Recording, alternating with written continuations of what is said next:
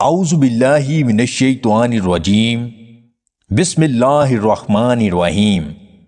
تمام دیکھنے اور سننے والے ناظرین کو میری طرف سے السلام علیکم۔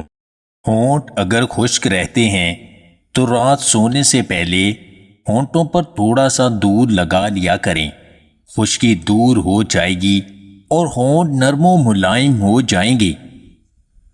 اگر وقت خاص سے قبل ایک گلاس دودھ میں 8 دانے کشمش، 8 دانے بادام اور 4 دانے گوند کتیرا کے ابال کر اس دودھ کو پی لیا جائے تو ساری رات پٹھے کمزور نہیں ہوں گے۔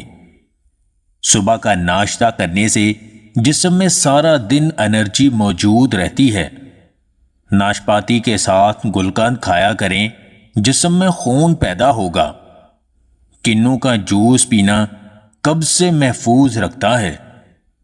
سرسوں کے تیل میں گوبھی بنا کر کھانے سے چہرے پر کبھی دانے نہیں نکلیں گے۔ دودھ میں جلیبی بھگو کر کھانے سے کمر کا درد ٹھیک ہو جاتا ہے۔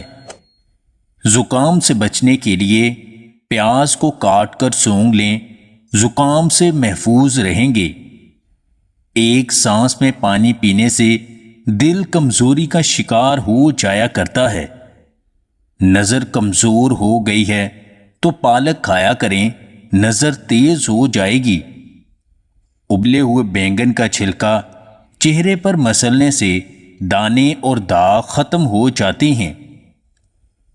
اپنے دل کی حفاظت کیجیے، ہر اس شخص سے فاصلہ رکھیں جس کے لفظوں سے آپ کا دل محفوظ نہیں۔ اگر آپ کو ہماری یہ ویڈیو پسند آئے تو اسے لائک اور شیئر ضرور کیجیے گا، اور مزید ویڈیوز حاصل کرنے کے لیے دیسی ٹپس پوائنٹ چینل کو سبسکرائب کر لیں۔